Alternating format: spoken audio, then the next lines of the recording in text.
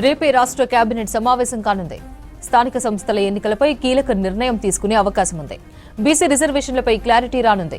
బీసీలకు 42% రిజర్వేషన్ల విషయంలో రాష్ట్ర హైకోర్టు, సుప్రీంకోర్టు తీర్పు ఇచ్చిన సూచనలపై చర్చించనున్నారు. ఇప్పటికే అధికారులు, న్యాయ నిపుణుల సలహాలు, సూచనలతో రిపోర్ట్ తయారు చేశారు. అధికారులు తయారు చేసిన రిపోర్టుపై రేపు జరగబోయే కేబినెట్లో చర్చించే అవకాశం ఉందని తెలుస్తోంది. ఇప్పటికే స్థానిక సంస్థల ఎన్నికలపై 2 వారాల గడువు అడిగింది రాష్ట్ర ఎన్నికల సంఘం.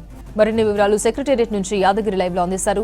యాదగిరి, రేపు కేబినెట్ భేటీకి సంబంధించి డీటెయిల్స్ ఏంటి? మధ్యాహ్నం సెక్రటేరియట్ లో కేబినెట్ సమావేశం జరగనుంది. అయితే ఈ కేబినెట్ సమావేశంలో స్థానిక సంస్థల ఎన్నికలకు సంబంధించి, తర్వాత స్థానిక సంస్థల ఎన్నికల్లో బీసీలకు 42% రిజర్వేషన్లకు సంబంధించినటువంటి అంశం మీద చాలా కీలకమైనటువంటి నిర్ణయం తీసుకునే అవకాశం అయితే ఉంటుంది. ఎందుకంటే ఇప్పటికే ఈ స్థానిక సంస్థల ఎన్నికలకు సంబంధించినటువంటిది ఆలస్యం అవుతుంది.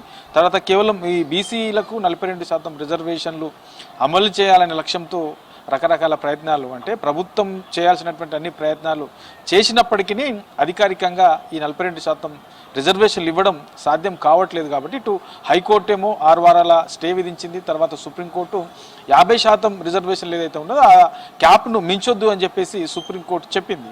సో మరి ఈ 2 అంశాలు దృష్టిలో పెట్టుకొని ఇటు హైకోర్టు, అటు సుప్రీంకోర్టు ఈ 2 సూచనల ప్రకారము వాస్తవానికి ఆ రిపోర్ట్లో ఏమున్నది, సుప్రీంకోర్టు చెప్పిన దాంట్లో ఏమున్నది, తర్వాత హైకోర్టు చెప్పిన దాంట్లో ఏమున్నది, దీనికి సంబంధించిన దాంట్లో వాస్తవాలు తెలుసుకున్న తర్వాత, న్యాయ నిపుణుల సలహాలు తీసుకున్న తర్వాత దీన్ని ఎట్లా ముందుకెళ్తే బాగుంటుంది ఏంటి అన్న దాని మీద ఒక రిపోర్టు తయారు చేయాలని చెప్పేసి ప్రభుత్వం అధికారులను కూడా నియమించింది. కాబట్టి ఆ అధికారుల కమిటీ ఈ 3-4 రోజుల పాటు కూడా దీని మీదనే కసరత్తు చేశారు. తర్వాత న్యాయ నిపుణుల సలహాలు తీసుకున్నారు.